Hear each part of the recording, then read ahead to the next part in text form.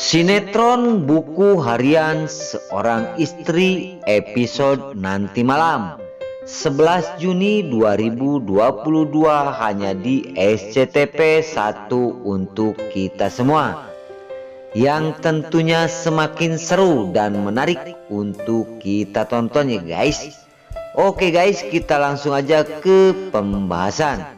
Di situ terlihat di rumah Tante Sarah ya guys, sedang duduk sendirian. Namun tiba-tiba Rani datang dan Tante Sarah pun terkejut dan berkata kepada Rani bahwasanya, "Kamu dari mana aja? Tante menunggu dari tadi, kok tiba-tiba kamu belum pulang? Nah sekarang tante tanya kamu dari mana?" ungkap Tante Sarah kepada Rani. Rani menjawab, "Aku baru pulang dari kontrakannya Fajar." Dan Tante Sari pun terkejut setelah mendengar Fajar, karena Tante Sari tidak ingin Rani berhubungan bersama Fajar.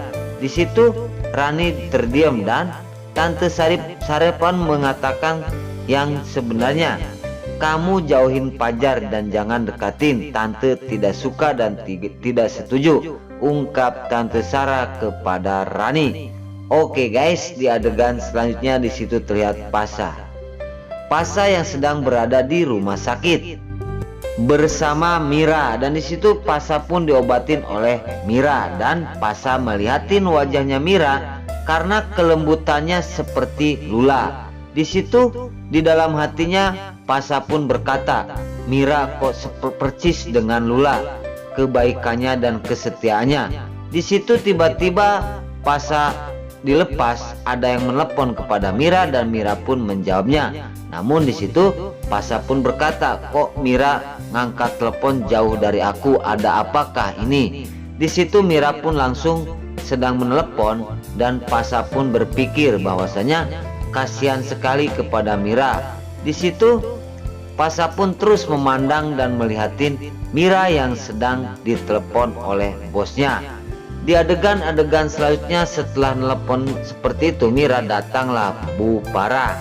Bu Farah langsung memanggil Mira dan langsung Bu Farah berkata, "Mira, kamu kemana aja? Kamu tugasnya mengurus Nana, bukan di sini." Dan di situ Mira pun menjawab, "Aku habis ngobatin Mas Pasha," ungkap Mira kepada Bu Farah. Namun Bu Farah tidak peduli. Yang penting sekarang kamu pergi ke kamarnya Nana. Kamu tugasnya mengurus Nana, bukan mengurus orang lain, ungkap Bu Farah kepada Mira. Di adegan selanjutnya di situ terlihat Dewa yang baru selamat dari cengkraman maut. Namun setelah nyampe di rumah sakit menemui istrinya Nana, Dewa berdoa memohon kepada Tuhan bahwasanya kehamilannya diberi kesehatan dan semua Nana pun dijauhkan dari segala penyakitnya, dan bayi dalam perutnya Nana diberilah kenormalan dan kesehatan. Dan di situ terlihat Nana setelah Dewa berdoa, tiba-tiba Dewa pun memeluk istrinya itu Nana Buana yang sekian hari tidak ketemu karena Dewa udah disekap oleh orang-orang yang telah menuduh Dewa telah menyakiti anaknya. Dan di situ Dewa terus berdoa. Namun setelah itu tiba-tiba datang dokter, dan dokter mengecek kehamilannya Nana, dan alhasil pas dilihat Nana kehamilannya sehat dan normal. Setelah dokter berkata seperti itu, Bu Farah pun terkejut, dan di situ dokter itu melihatin denyut jantungnya yang ada di sebuah komputer yang telah memeriksa Nana. Dan di situ dokter pun mengatakan lagi kepada Nana dan juga Bu Farah, di situ terlihat bayi yang ada di kandungan Nana itu sekarang normal. Ini keajaiban, ungkap dokter tersebut. Dan kebahagiaan Nana dan Dewa setelah dokter mengatakan seperti itu sangat senang sekali, dan Mira pun sangat bahagia mendengarnya. Di sisi lain dokter mengatakan kepada Nana dan Dewa Bu Nana sekarang sehat semua, bayinya normal, kandungannya sehat, dan sekarang Bu Nana boleh pulang. Dan disitu kebahagiaan Nana dan Dewa setelah dokter berkata seperti itu, dan kebahagiaan akan terjadi kepada Nana dan juga Dewa. Di situ terlihat para buana. Para buana berkata kepada dokter bahwasanya, "Bu dokter, kan Nana tidak boleh mengandung karena dia punya penyakit kanker, dan di situ kandungannya pun juga lemah. Kok malah sekarang Bu dokter mendukung Nana untuk merawat kandungannya, kok tidak digugurkan?"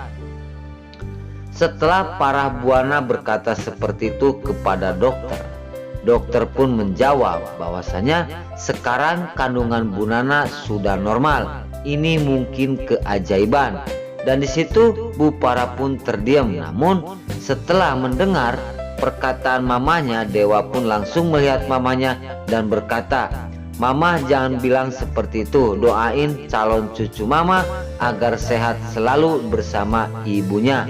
Jangan selalu memojokkan dan memarahi Nana," ungkap Dewa. Dan di sisi lain di situ Bu Para berkata lagi kepada dokter, "Kemarin nyuruh digugurkan, sekarang kok malah suruh dirawat kehamilan Nana." Nah di situ langsung datang Pak Nopal memarahin para buana. "Bu Para, kamu jangan banyak bicara dan jangan selalu memojokkan dan mengatakan hal seperti itu."